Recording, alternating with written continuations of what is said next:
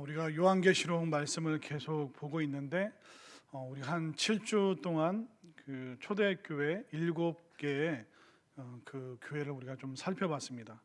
그래서 2장과 3장에서는 이 땅에 있는 지상에 있는 7교회에 대해서 성경이 요한계시록이 말하고 있고, 4장과 5장에서는 하늘의 교회, 또 하늘에서 어떤 식으로 예배가 진행되는지 대조해서 요한이 말하고 있습니다.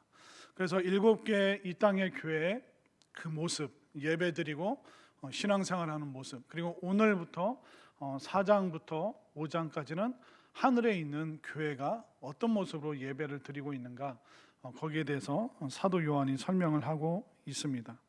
그리고 이제 6장부터 쭉 진행되는 건 뭐냐면, 이 하늘의 교회에서부터 이제 심판과 구원이 하늘에서부터 이 땅으로 내려오는 그 모습을 설명을 하고 있습니다. 그리고 중요한 것은 7이라는 숫자가 계속 나오게 될 겁니다.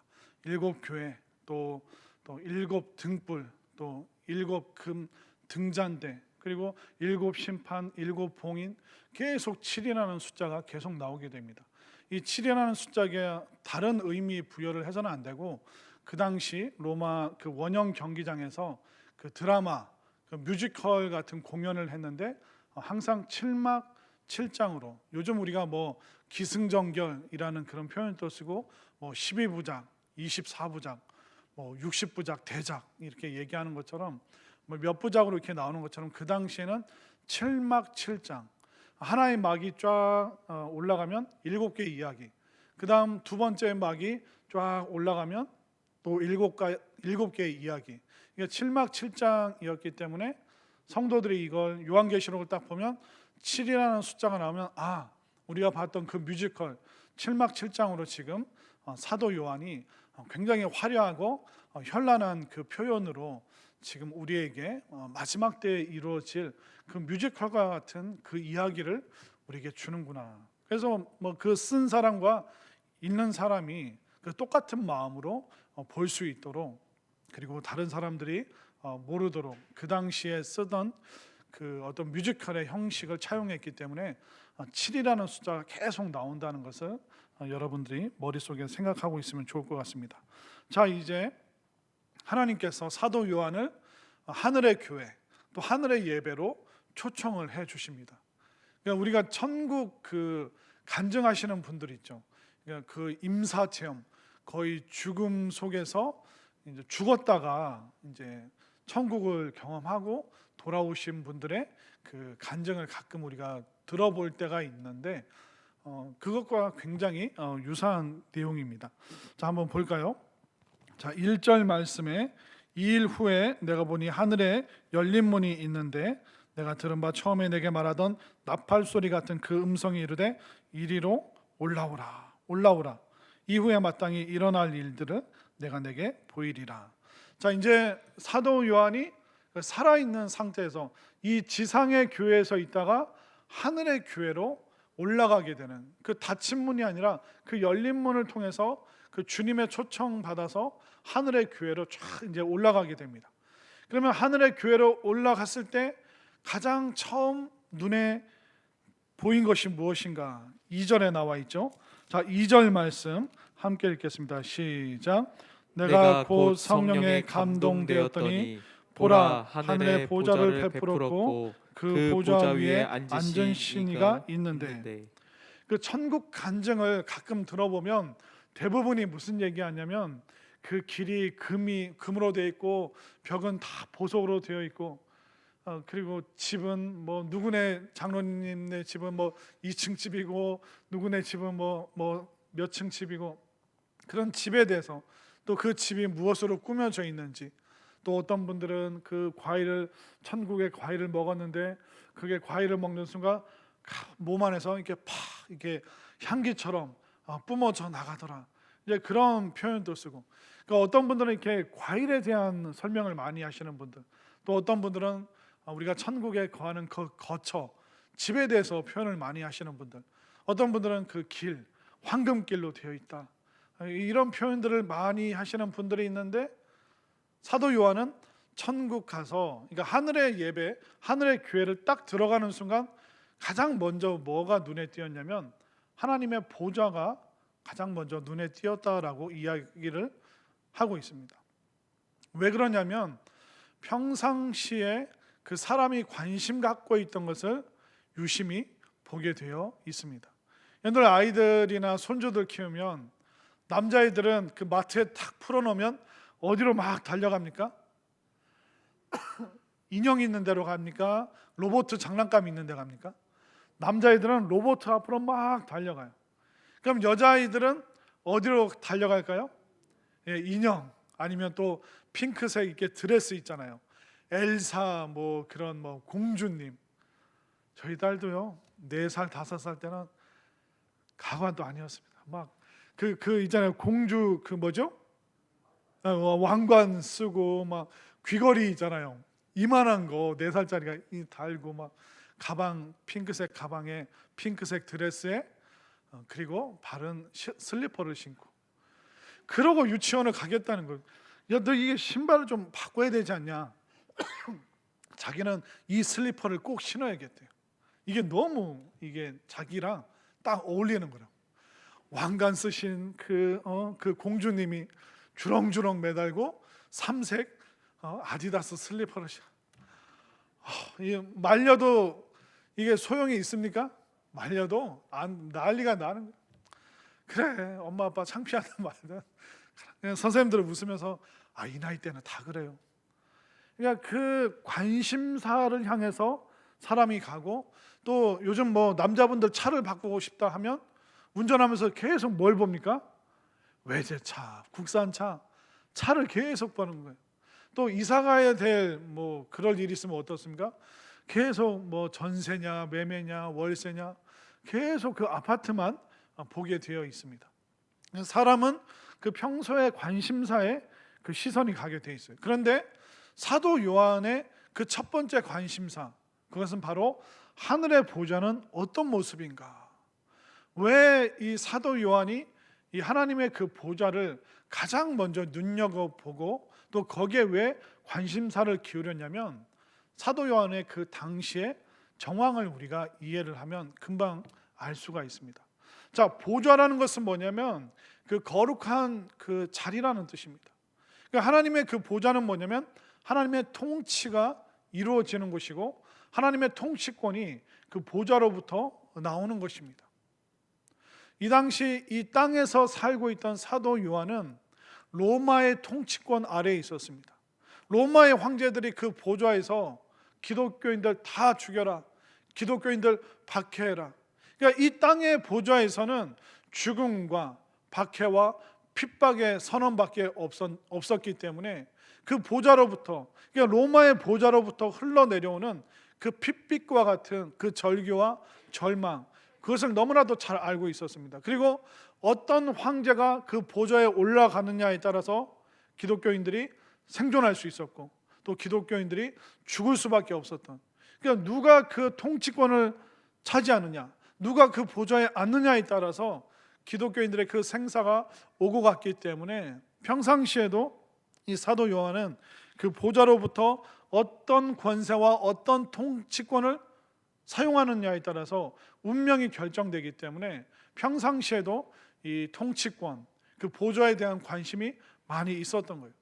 그렇기 때문에 평소에 그 생각 가지고 그 살았기 때문에 하나님 나라 입성해서도 하늘의 교회에 딱 들어가서도 과연 누가 그 보좌에 앉아 있는가, 그 통치권이 어떻게 이루어지고 있는가, 사도 요한은 이게 가장 주된 관심사, 그리스도인들을 살리고 또 그들의 목숨을 안전하게 지키고자 했던 그 사도 요한의 그 마음이 그 마음속에 가득했기 때문에 사도 요한은 통치권이 어떻게 이루어지는가, 그 보좌에 과연 누가 앉아 있는가, 이것이 그의 가장 주된 관심사였다는 것을 우리가 알 수가 있습니다.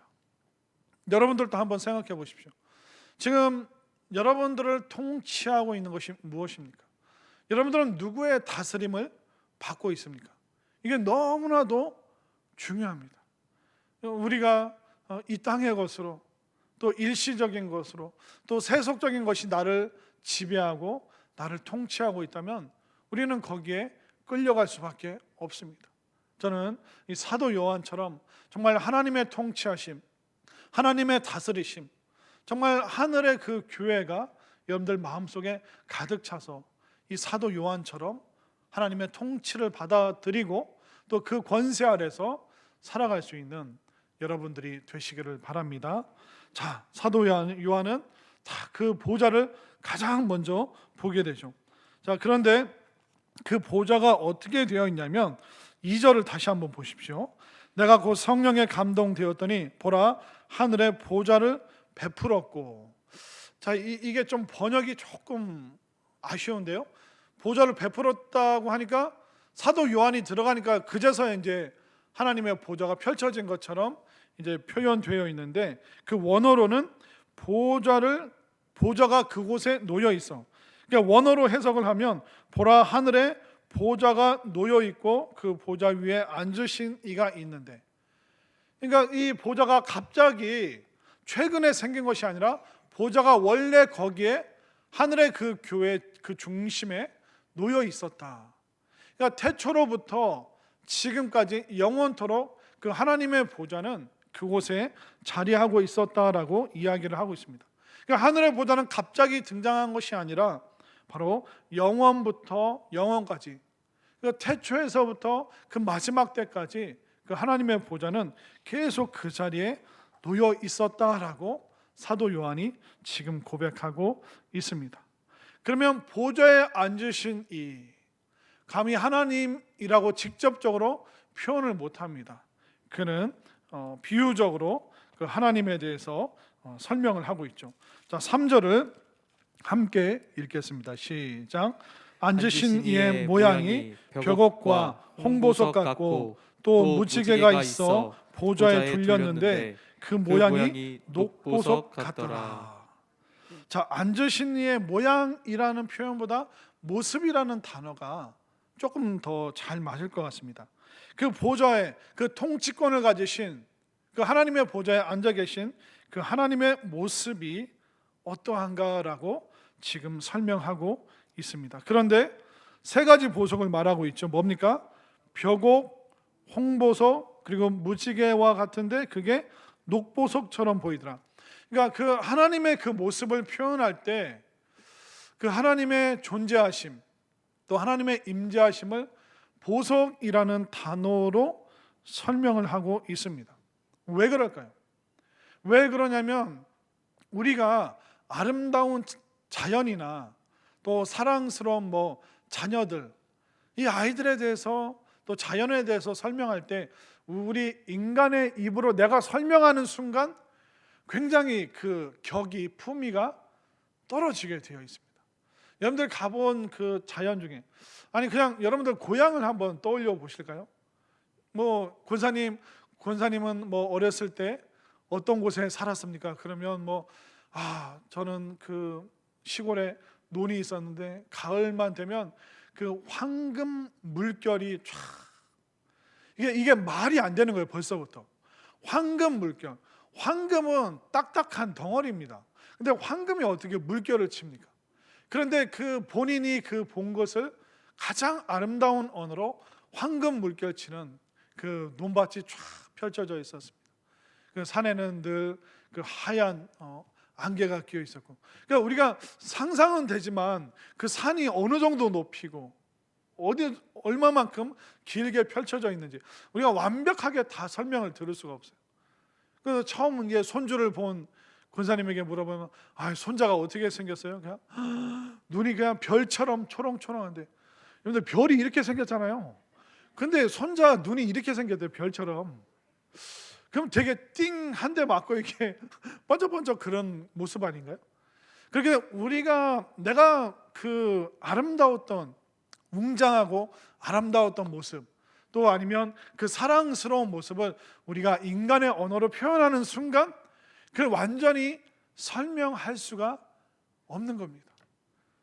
여러분들은 그 남자분들은 아내가 이게 그 면사포를 쓰고, 면사포 안 쓰나요? 그 웨딩 드레스를 입고 올 때 어떤 모습이었습니까? 천사라고 막 말하잖아요. 말이 됩니까? 말이 안 되지만 그게 이해는 되잖아요. 그렇게밖에는 설명할 수밖에 없고, 그렇게 말하면 안 하면 집에 가서 혼나니까. 그러니까 그 한 마리가 아니라 천사를 뭐라고 표현? 한 명의 천사가 하늘에서 내려온 것처럼 쫙 저에게 다가왔습니다. 그 다 뻥이에요. 다 거짓말. 예. 그런데 그렇게밖에는 설명할 수밖에 없는 거죠. 천사들이 기분 나쁠 수도 있어요.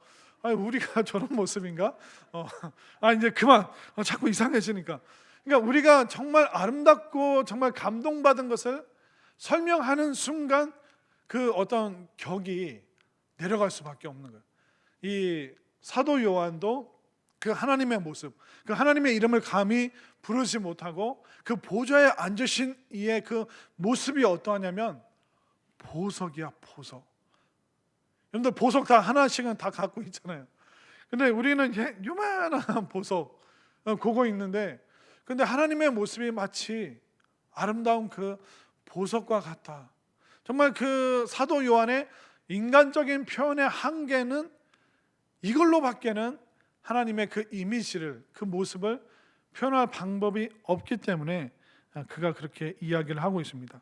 그런데 그 최대한 비슷하게 표현했을 때 그 하나님의 이미지가 먼저 그 벽옥이라고 이야기를 하고 있습니다.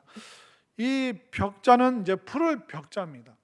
그러니까 푸르른 보석인데 그 바다의 그 빛깔, 그 하늘의 푸른 빛깔, 그 빛깔의 그 중간색을 벽옥이라고 이야기를 합니다.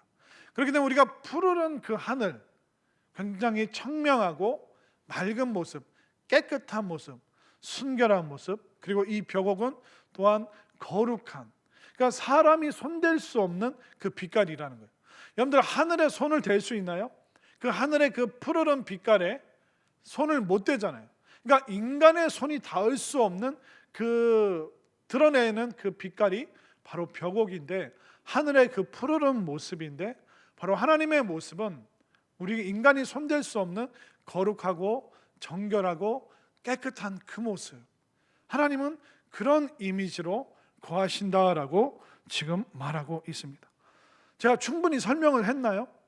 그러니까 인간적으로 설명하면 이 하나님의 모습은 감히 설명이 안 되는데, 그렇게 억지로 설명하면 그러하다라고 말하는 겁니다. 자, 두 번째, 그 하나님의 모습은 또 홍보석 같다라고 이야기를 하잖아요. 이 홍보석이 어떤 거냐면 핏빛같이 붉디 붉은, 아주 붉은색의 보석을 말하고 있습니다. 이것은 뭐냐면 그 벽옥이 하나님의 거룩한 그 깨끗함, 순수함을 말한다면, 이 홍보석은 뭐냐면 하나님의 심판과 그 무서운 저주, 그 핏빛 심판에 대해서 이야기를 하고 있습니다. 그러니까 하나님의 진노의 그 성품이 홍보석으로, 불띠 붉은 모습으로 하나님의 성품이 나타난다. 하나님께서는 상 주실 이에게 상 주시지만 벌 주실 이에게는 벌 주시는 분이심을 분명하게 말하고 있는 것입니다. 굉장히 반대되는 색깔입니다. 푸르른 색과 붉은색은 완전히 반대되는 색이죠. 그러니까 하나님의 그 존재 속에서 하나님의 성품을 색깔로 드러내는 거예요. 하나님은 거룩하시고 깨끗하시고 우리가 감히 손댈 수 없는 분이지만, 그러나 하나님의 심판이 임할 때는 무시무시한 그 저주와 진노가 그곳에 거하고 있다. 그러니까 하나님의 그 공의하심과 그 하나님의 사랑하심, 이 두 가지 모습을 지금 이 사도 요한이 최대한 설명을 하고 싶은데, 그것은 불띠 붉은 홍보석, 하나님의 이미지가 또한 그렇게 보여지고 있다. 그러니까 하나님께서는 우리를 사랑하시지만 또한 벌 받아야 될 사람에게는 벌 주시는 이심을 사도 요한은 이미 느끼고 체험하고 있습니다. 여러분들 어떠세요? 하나님 앞에 나아갔을 때, 그 하늘의 교회에 여러분들이 입장했을 때, 여러분들은 상 받는 위치에 있을지 아니면 무서운 벌이 기다리고 있을지, 우리가 솔직하게 냉정하게 생각해 보자고요. 근데 누구에게 상을 주십니까? 애쓰고 노력하고 수고하고 절제하고 심지어는 믿음을 위해서 목숨을 바친 사람, 목숨을 위해서 자신의 것을, 재산을 아낌없이 내놓는 사람, 믿음을 위해서 자신의 시간을 드리는 사람, 자기의 젊음을 바치는 사람. 그러니까 아무에게나 상을 안 주죠. 여러분들, 올림픽 금메달 누가 딸 수 있습니까? 정말 운동선수들 중에 정말 울어가면서 진통제 먹어가면서 그 모든 것을 견디고 견딘 사람만이 정말 그 금메달을 목에 걸 수 있는 것입니다. 그러니까 하나님 앞에 그 상 받는 인생이 될 것인가, 아니면 불띠불근 그 진노의 심판을 받는 그런 인생이 될 것인가. 여러분들 한번 삶을 돌아보시길 바랍니다. 그렇기 때문에 여러분들이 조금이라도 여러분들이 젊을 때 하나님 앞에 여러분들의 삶을, 또 여러분들의 마음과 시간과 정성을 하나님 앞에 쏟는 사람에게 하늘에 놀라운 상급이 있다는 것을 여러분들 꼭 믿으시기를 바랍니다. 여러분들 언제 젊으신 줄 아세요? 여러분들 살면서 오늘이 제일 젊으신 줄 믿으시기를 바랍니다. 여러분들 살면서 오늘이 제일 건강해요. 그러니까 너무나도 많은 분들이 목사님 나중에 할게요, 나중에 구역장하고, 나중에 찬양팀 찬양대하고, 나중에 주방 들어가서 봉사할게요. 나중 하는데 그때가 오나요? 젊을 때부터 그렇게 핑계대는 분에게는 절대로 봉사하고 섬기고 정말 상급받을 그런 기회가 그분에게는 안 오더라고요. 미루는 사람에게는. 토요일 날 여러분들에게 오후 3시에 상 받을 기회를 드리겠습니다. 애경사가 없으신 분들은 꼭 교회 오시길 바랍니다. 아멘인가요? 벌 받을 사람들이 너무 많네. 여러분들 답변 안 하면 집에 안 보낼 거예요, 오늘. 그렇기 때문에 우리가 언제가 제일 젊다고요? 오늘이 제일 내일이면 하루 더 여러분들 나이 드시는 거예요. 그렇기 때문에 우리가 하루라도 젊은 오늘, 지금 이 시간, 이번 주, 이번 달, 올해 우리 하나님 앞에 그 상 받는 인생이 될 수 있게 되기를 간절히 소망합니다. 자, 이렇게 반대되는 벽옥과 홍보석이 하나님의 이미지로, 하나님의 모습으로 딱 느껴지죠. 그 세 번째는 어떤 보석입니까? 자, 무지개와 같은 것이 그 보좌에 쫙 둘려 있는데, 그 무지개가 어떤 식으로 빛나고 있습니까? 그 모양이 녹보석 같은데, 자, 무지개가 있는데 그것이 녹보석, 이게 뭐냐면 에메랄드입니다. 그 당시에 에메랄드는 뭐였냐면 그 당시 고대 사회에서 에메랄드는 약간 그 치유하는 힘이 있다. 이 에메랄드가 이게 나뭇잎 같기도 하고 푸르른 느낌을 주잖아요. 생명력, 활력. 그래서 우리도 녹색을 많이 보면 시야에 좋다, 그런 얘기가 있는 것처럼 고대인들은 이 에메랄드라는 보석을 가까이 하면 그 생기, 어떤 치유, 그런 느낌을 받았습니다. 그래서 이 사도 요한도 그 당시에 차용되는 그 이미지, 그 보석의 이미지를 그대로 사용해서 녹보석, 에메랄드, 하나님의 보좌에 그 무지개와 같은 그 빛이 있는데, 그 빛들이 에메랄드처럼 너무나도 아름답고 생명력 있는 모습으로. 이 말씀은 뭐냐면 하나님께서는 무서운 붉은 진노와 같은 심판을 준비하셨지만, 또한 그 진노 중에 우리를 향한 긍휼, 치유, 회복, 이 구원의 그 에메랄드 빛과 같은 그 모습으로 하나님께서 좌정하고 계신다라고 말하고 있습니다. 그러니까 하나님께서는 심판과 동일한 무게로 우리를 구원하시기 위해서, 우리를 치료하시고 우리의 인생을 고치시기 위한 그 에메랄드 빛과 같은 그 긍휼의 모습으로 앉아 계신 그 놀라운 은혜를 지금 이 사도 요한이 바라보고 있는 것입니다. 그렇기 때문에 하나님의 그 보좌를 보면서, 하나님 그 보좌에 앉으신 이의 이미지가 바로 벽옥, 누구도 손댈 수 없고 감히 가까이 갈 수 없는 그 거룩한, 그 깨끗함. 그렇지만 하나님께서는 거룩하신 분이시기에 그 공의와 사랑 속에서 벌 받을 사람에게 벌을 주시는 그 진노의, 그 심판자의 그 모습을 가지고 계십니다. 그러나 그 보좌를 둘러싸고 있는 것은 이 심판의 무게와 동일하게 구원과 긍휼과 치유와 회복의 그 에메랄드 빛으로 또한 하나님께서 존재하고 계시기에 지금 우리에게 기회가 있습니다. 이 구원과 사랑의 긍휼을 많이 가지신 이 하나님 앞으로 우리가 나와서 고침받을 뿐만 아니라 우리의 자녀들과 또 우리의 배우자 또 우리의 일가 친척 그들에게도 이 하나님의 긍휼과 구원과 정말 치유의 그 능력이 임하기를, 또 그들이 이 하나님 앞으로 나올 수 있도록 여러분들이 애끓는 심정으로 정말 기도해 주시고 여러분들의 그 간구가 하늘 보좌에 상달될 수 있게 되기를 간절히 소망합니다. 자, 그러면서 이제 그 보좌 옆에를 보니까 또 뭐가 이제서야 또 눈에 쫙 들어오는 거예요. 자, 4절 함께 읽겠습니다. 시작.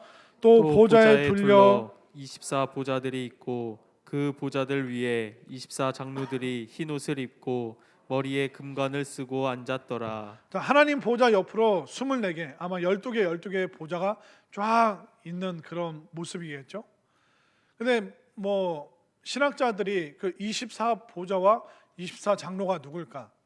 신학자들의 추측은 그 구약의 12지파, 12지파의 모습과 또 신약의 12제자, 12사도의 모습이 그 24 장로의 모습이 아닐까, 그렇게 설명하는 신학자도 있고 또 믿는 사람들의 그 어떤 순교자들의 그런 모습이 아닐까, 그러니까 다양한 해석이 많이 있습니다. 그런데 그들이 누구냐? 그건 그렇게 중요한 게 아닙니다. 이미 주인공을 딱 사도 요한이 얘기했기 때문에 그 옆에 있는 엑스트라가 또 조연이 누구냐? 그건 그렇게 중요한 문제가 아닙니다. 그렇기 때문에 그냥 전통적으로 구약의 12지파, 12제자 이렇게 해석을 하는데 우리가 그냥 그렇게 받아들이면 될 것 같습니다. 하나님께서 기뻐하시고 또 하나님을 사랑했던 그 대표성 가진 그 사람들이, 믿음의 사람들이 앉아있구나, 그렇게 이해를 하시면 될 것 같고요. 자, 5절 말씀 함께 읽겠습니다. 시작. 보좌로부터 번개와 음성과 우레소리가 나고 보좌 앞에 켠 등불 7이 있으니 이는 하나님의 7 영이라. 자, 보좌로부터 번개와 음성과 또 그 뇌성이 이제 쫙 들려오죠. 이게 뭐냐면 하나님의 임재를 표현합니다. 하나님께서 시내 산에서 모세를 만나실 때 번개와 천둥이 치는 그 우레소리가 어마어마하게 그 산이 진동하고 하얀 연기가 났다. 그것은 불타오르는 그런 모습이 있었다 말하고 있는 것입니다. 그리고 신약에서 마가의 다락방에 오순절 성령 강림했을 때도 성령께서 급한 강한 바람 소리, 또 그리고 각 사람마다 불에 갈라지는 혀처럼 불처럼 임하셨다.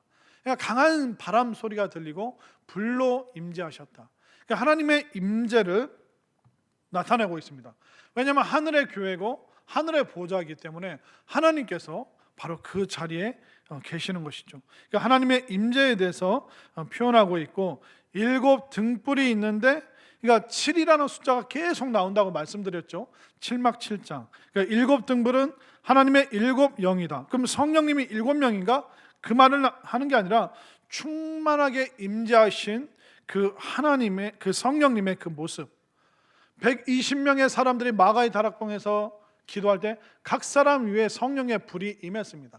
그러니까 7개의 등불의 모습으로 성령께서 임재하고 계시다. 성령께서 충만하게 지금 그 보좌의 하늘 교회에 성령께서 임재하고 계시다. 거기에 대해서 지금 마치 우리가 뮤지컬을 보듯이 막 천둥 번개가 치고 그리고 불이 확 이제 불타오르는 그런 모습들. 지금 여러분들 뮤지컬 보는 것 같죠? 굉장히 실감 나죠? 제가 너무 잘 설명하고 있죠? 네, 지금 잠들면 안 돼요. 지금 너무 설명을 잘하고 있습니다. 자, 그 다음에 조금 이제 우리가 갸우뚱할 만한, 그리고 머릿속으로 상상을 해보면 너무 이상한 이미지가 떠오르는 게 6절부터 7절까지입니다. 자, 6절을 제가 읽고 7절을 여러분들이 읽는데 머릿속으로 그냥 상상을 하면서 읽어보세요. 6절을 제가 읽을게요. 보좌 앞에 수정과 같은 유리바다가 있고 보좌 가운데와 보좌 주위에 4 생물이 있는데 앞뒤에 눈들이 가득하더라. 그 첫째 생물은 사자 같고 그 둘째 생물은 송아지 같고 그 셋째 생물은 얼굴이 사람 같고 그 넷째 생물은 날아가는 독수리 같은데. 자, 이 네 생물에 대해서 생각을 해보면 이미지, 그러니까 사도 요한이 그 천국 이미지를 설명을 할 때 인간의 언어로 말하는 순간 격이 확 떨어지는 거예요. 그냥 갸우뚱할 수밖에 없는 겁니다. 자, 6절 맨 끝에 보면 네 마리의 생물이 있는데, 생명체가 있는데 앞뒤에 눈들이 가득하더라. 우리는 사람 눈 두 개잖아요. 근데 앞에 뒤에 눈이 가득하면 이게 너무 좀 기괴하지 않습니까? 너무 이상하잖아요. 그런데 그 생명체의 모습이 어떤가? 7절. 첫 번째 생물은 사자 같은데 앞뒤로 눈이 가득하대요. 두 번째 생물은 송아지 같아요. 송아지는 아닌데. 근데 눈이 가득하대요. 셋째는 더 이상하죠. 그 생물이 얼굴이 사람 같고, 생명체인데 얼굴이 사람 같고 앞뒤로 눈이 있대요. 너무 이상하죠. 그리고 네 번째 생물은 날아가는 독수리 같은데, 독수리는 아닌데 독수리 같은데 앞뒤로 눈이 가득하다라고 말을 하고 있습니다. 그러니까 우리 인간의 언어로 말해버리니까 이걸 그림으로 그리고 이미지로 그리면 완전히 이단들이 출판하는 그 책이랑 똑같은 이미지가 되어버리는 거예요. 자, 그러면 이게 뭘 설명을 하는가? 제가 그냥 억지로 이제 설명을 하면, 그냥 신학자들이 억지로 설명하는 게 뭐냐면, 그 사자 같은 이미지는 왕권, 송아지, 소는 이제 힘을 말하고, 사람의 얼굴 같은 것은 어떤 영성을 표현하고, 또 독수리는 신속한 행동. 그러니까 전통적으로 신학자들이 억지로 설명하려니까 이제 그러하다는 겁니다. 그런데 여러분들이 이 요한계시록을 볼 때 우리의 수준으로 자꾸 억지로 해석을 하면 너무 기괴하고 이상한 거예요. 그 앞뒤로 눈이 가득하다. 그 생명에게 눈이 가득하면 얼마나 이상합니까? 그런데 그게 뭘 설명하냐면 통찰력과 지혜가 있는 그 모습을 갖고 있는 그 생명체, 그 존재들이 그곳에 있더라. 그러니까 통찰력과 지혜가 가득한 사람. 여러분들 그 똑똑한 사람은 보면 뭔가 이미지가 있잖아요. 그리고 잘난 사람도 보면 아우라가 이게 빛이 나지 않습니까? 여러분들이 저 볼 때마다 잠깐 눈부시하는 이유가 뭡니까? 제가 다 이해를 합니다. 최대한 제가 톤을 어둡게 하려고 이제 노력을 하는데도 어쩔 수가 없어요. 여러분들 진짜 연예인 보신 적 있으세요? 연예인 보면요, 숨이 턱 막힙니다. 어쩜 저렇게 잘생겼지? 어쩜 저렇게 이쁠까? 그러니까 우리가 그 연예인들 보고 온 사람들 하는 얘기가 뭔지 아세요? 눈이 얼굴의 절반이에요. 여러분들 눈이 얼굴의 절반이면 그게 얼마나 이상합니까? 근데 그렇게밖에 표현을 못 하는 거예요. 여러분들은 눈이 얼굴의 몇 프로를 차지? 아니 뭐 진짜 뭐 그 뭐죠? 손바닥 하나로 얼굴을 아니 사람 키가, 연예인들이 키가 이만한데 머리가 요만하대요. 그럼 되게 기괴하잖아요. 그러니까 그렇게밖에는 표현을 할 수가 없는 거예요.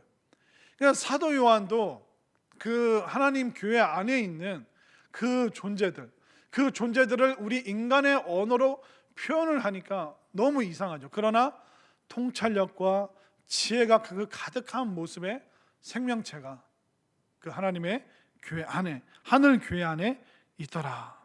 그렇기 때문에 우리가 억지로 사자가 어떻게 생겼지? 이 송아지가 뭐고, 사람의 얼굴을 하고 있는 게 뭘까? 이 독수리가 뭘까? 우리가 자꾸 이것을 억지로 해석하다 보면 어떻게 되는가 하냐면 유치한 호기심에 빠질 수밖에 없는 거예요. 지금 이거는 조연이에요.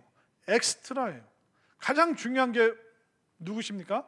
보좌에 앉으신 그분의 성품, 그분의 이미지, 그분의 통치권, 이게 중요하지 나머지는 다 엑스트라고 중요하지 않다는 겁니다. 제가 예전에 그 서울에 있을 때 아이다라는 뮤지컬을 봤는데, 그 뮤지컬 태어나서 처음 봤어요. 뮤지컬을 이렇게 무대에서 하는 걸 처음 봤는데, 와 진짜 뭐 막 붉은색, 푸른색, 그리고 막 복장도 춤추고 노래하고 그 라이브로 그걸 다 하니까 와 빠져들더라고요.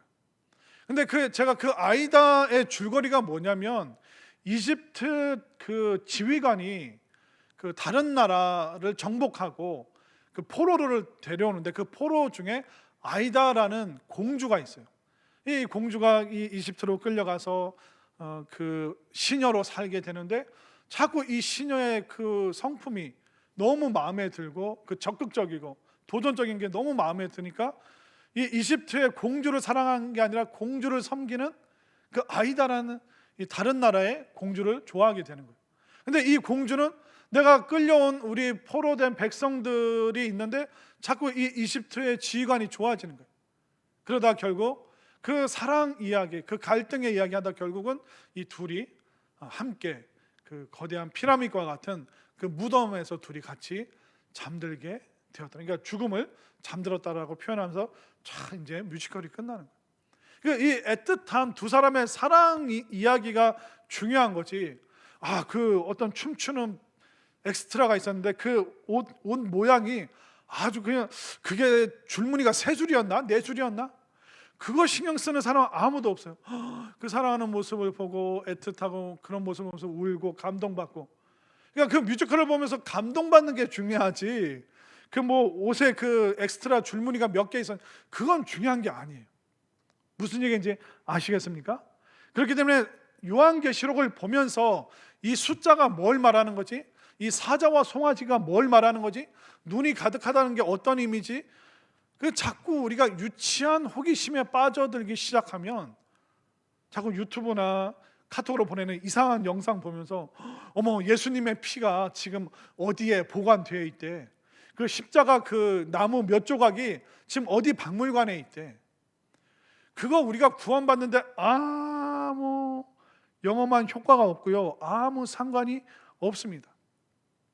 그러니까 꽤 많은 분들이 그 유치한 호기심 때문에 신비주의에 빠지고 무슨 영험한 뭐 물건을 갖고 있으면 이스라엘에서 가져온 무슨 나무 조각 이거 예수님을 쌌던 새 마포 조각이더라. 자꾸 그런 걸 사오는 거예요. 그게 뭐예요? 그게 우상 숭배라는 겁니다. 왜 이스라엘에 가면 예수님의 무덤이 없는가? 잘못하면 사람들이 무덤을 숭배할 수 있기 때문에. 그렇기 때문에 예수님이 부활 승천하신 이유는 우리가 이 땅에서 우상 숭배하지 않게 만들기 위해서. 그 십자가가 그 나무가 어디에 있는지, 예수님을 감쌌던 그 옷이 어디에 있는지 아무 의미가 없는 거예요. 이미 살아나셨는데. 여러분들 아이들 키우는데 그 베넷 저고리 그 고이 접어놓고 그 영원토록 보관하는 사람이 있으니까 애가 크면 베넷 저고리도 버리고 애가 뭐 점점 키가 크면 어렸을 때 입었던 옷 그 헌옷함에 다 집어넣어서 다른 데로 다 보내지 않습니까? 살아있는 아이가 지금 뛰어다니는 커가는 이 아이가 중요하지 그 아이가 갖고 있었던 소지품이 중요한 게 아니라는 거예요. 목숨을 구하려면 아이를 구해야지 소지품을 우리가 구하는 게 아니잖아요. 그렇기 때문에 자꾸 우리가 이 요한계시록을 이단들이 유치한 호기심 쪽으로 사람들을 유도하고 또 그 호기심에 사람들이 금방 빠져들기 때문에 미끼 삼아서 정말 중요한 하나님의 구원, 하나님의 심판에 대해서 제대로 얘기 안 하고 여러분들의 그 엉뚱한 호기심을 자극하는 666이 뭐냐, 14만 4천 명이 뭐냐, 이기는 자가 누구냐. 그러니까 그걸 자꾸 억지로 해석을 하고 억지로 적용을 하다 보니까 결국 이단이 생겨나올 수밖에 없는 거죠. 그렇기 때문에 우리가 요한계시록을 보면서 정말 중심이 무엇인가? 하나님의 구원과 심판이구나. 그럼 나머지는 다 엑스트라고 무대장치고 조명이라는 거예요. 그러니까 무대장치와 조명 신경 많이 안 써도 됩니다. 주인공 대신 주님께서 이 이야기를, 이 줄거리를, 이 마지막 결론을 어디로 끌고 가시는가? 그게 가장 중요한 거예요. 그래서 첫 번째 장과 요한계시록의 마지막 장, 그리고 이 안에서 이루어지는 이 이야기가 무엇인가? 거기에 주님께서 우리를 인도하시는 그 걸음을 향해서 나가야지 자꾸 유치한 호기심에 빠져들지 마시길 바랍니다. 자, 그래서 오늘 본문에서 가장 중요한 거를 이제 거기에 있는 사람들이, 거기에 있는 존재들이, 하늘의 교회에서 예배드리는 사람들이 고백하는 그 내용이 가장 중요한 거예요. 그래서 중요한 부분이 8절에서 11절 사이에 나오죠.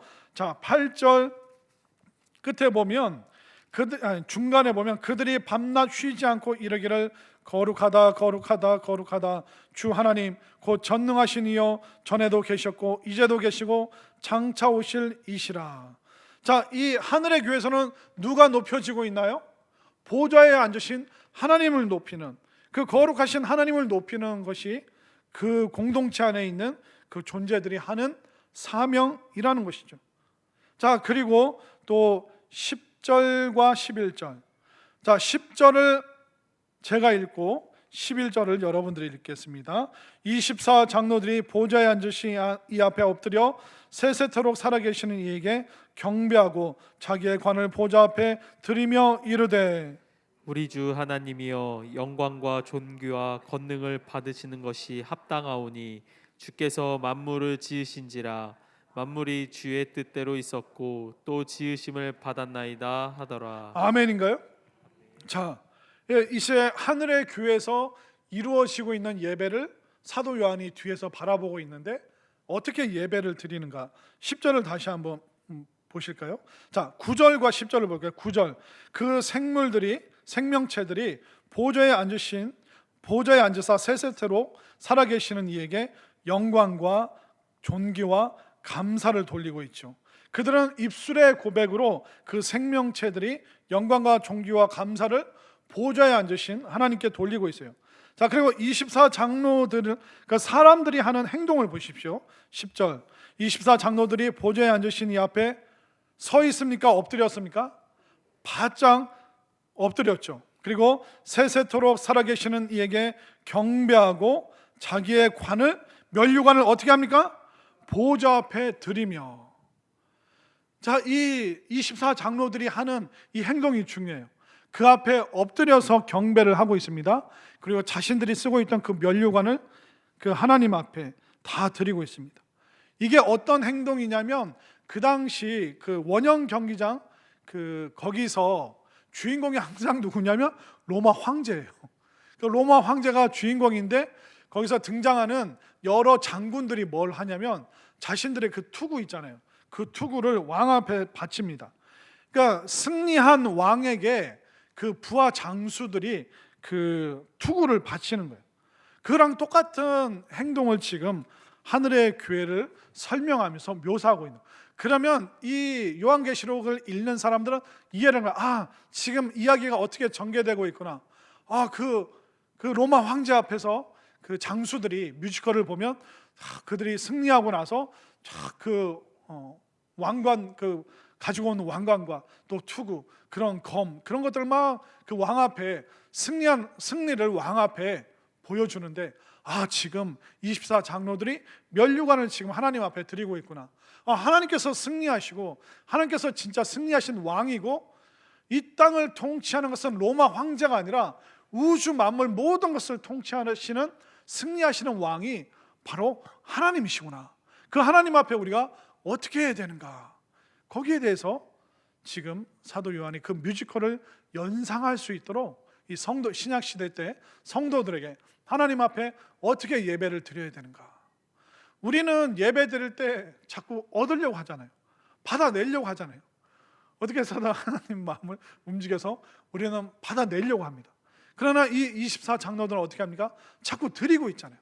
자기의 몸과 마음과 면류관, 영광을 다 지금 하나님께 드리는 이 모습을 지금 사도 요한이 설명하고 있는 것입니다. 저는 이 예배의 모습이 얼마나 장엄한지 저는 어느 정도 상상을 할 수 있습니다. 왜냐하면 제가 누군가가 앞에 있는데 가장 두렵고 떨리고 멋있다 그게 언제 들었냐면 제가 군대에 가서 훈련소에서 마지막 6주차 제가 군인을 모집하는 데가 세 군데가 있습니다. 춘천이 있고요, 의정부가 있고 논산이 있습니다. 대부분의 이제 군인 보충병들은 다 이쪽으로 흩어져요. 저는 의정부로 갔는데 의정부에서 저를 어디로 훈련소로 보내면 34단, 일산 쪽에 있는 34단에서 훈련을 하는데 그 6주가 거의 다 끝났을 때 어느 날 이제 딱 얘기를 하는 거예요. 조교가 내일은 사단장님을 만나는 날이니까 옷을 잘 깨끗하게 잘 손질하고 그 뭐죠, 전투화 닦고, 그래서 닦는 것도 다 알려주고 막 모자도 다시 다 이렇게 하고, 다들 이렇게 그 훈련병들이 6주차 때 마지막 차수 때 이게 다 있고, 그날은 조교들이랑 간부들 장교들이 다 부들부들 떠는 거예요. 막 야 저기 다 뭐 치우고 막 야 저기 막 야 사단장님 곧 오신다 막. 근데 그 장교들부터 조교들 다 긴장하니까 그 긴장감이 점점점 훈련병들에게 쫙 오는 거예요. 그 저희들도 야 이거 장난 아니구나, 이게 보통 아니구나. 이제 그 대망에 누가 들어와요? 사단장이 원스타인지 투스타인지 제가 잘 모르겠거든요. 나중에 이따 군인에게, 오늘 휴가 나온 군인에게 물어보십시오. 근데 아마 그 원스타일 거예요. 정확하진 않은데, 그런데 그분이 이제 그 지휘봉을 들고 뚜벅뚜벅 이제 걸어와서 단상에 딱 서는 거예요. 이게 바짝 얼어있던 장교가 뭐 저희들을 향해서 탁 돌면서 막 부대 차렷하고 뭐 전방에 계신 사단장님께 경례 총성하는데, 그 장교, 그 대위인지 소령인지 그 사람도 막 손을 떨면서 총성. 이거 저희도 다 야, 이제 숨도 쉬면 안 되는 거, 큰일 났다. 분위기가 장난이 아닌 거예요. 그래서 뭐 부대 차렷하니까 이제 뭐 이렇게 탁 내리고 이제 차렷하니까 손을 탁 내리고 와 시원. 진짜 저 대위인가 장교, 저 사람이 숨 넘어가겠다. 시원하는데 와 그 사단장님의 그 포스가 이미 그 좌우에선 24장로처럼 장교들과 조교들도 숨도 안 쉬고 진짜 그 얼마나 엄중하게 탁 서 있는지 저희들 뭐 진짜 훈련병들도 꼼짝을 못 하겠더라고요. 사단님이 탁 그래 다들 수고 많았다. 6주 동안 몸 건강하고 이제 다음 주에 자대 배치 받는데 더 멋진 대한민국의 또 군인이 되어 주길 바란다 하는데 막 사단 그 장교가 박수하라는 거죠. 그러니까 저희들이 와 하면 박수 치고 그래 수고한다. 그래서 다시 있는데 막 차라 사육계대 경례 좋아. 진짜 전 그분 제 혈압으로 돌아가실 뻔했어요. 와 이게 그냥 사람 중에 사단장이잖아요. 근데 그분의 그 압도하는 그 분위기, 포스, 모든 사람들이 그 사람을 향하면서 갖고 있는 그 경외심, 그러니까 사람을 향한 그 존경심도 와 이렇게 어마어마한데, 원스타인데 투스타, 쓰리스타, 포스타, 뭐 참모총장, 뭐 또 대통령, 뭐 그 고대 사회, 고대 시대 때 왕과 황제들, 그 위엄이 얼마나 대단할까요? 그러나 사도 요한은 아는 거예요. 그 모든 것보다 인류 역사의 그 어떤 황제와 그 장군과 지휘관보다도 가장 높은 곳에 통치자로 계시는 그 하나님을 예배하는 이 하늘의 예배의 그 엄중함에 대해서, 그 거룩함에 대해서 지금 이야기를 하고 있는 것입니다. 모든 존재가 그 앞에 경배하고 엎드릴 수밖에 없고 모든 것을 그 앞에 드려 찬양할 수밖에 없는 그 하늘의 예배, 우리가 언젠가는 궁극적으로 그 예배를 드리게 되고 그 예배에 참여하겠지만, 지금 이 땅에서 우리가 하나님 앞에 예배 드릴 때 우리의 형식과 우리의 마음과 정말 우리의 진심도 이 땅의 교회에 있지만 우리가 이 하늘의 교회를 모범 삼아서 그 거룩하신 하나님을 참으로 예배하고 경배하고 하나님 앞에 더 드리고자 하는 마음으로 주님 앞에 달려 나올 수 있는 우리 모두가 될 수 있기를 간절히 소망합니다.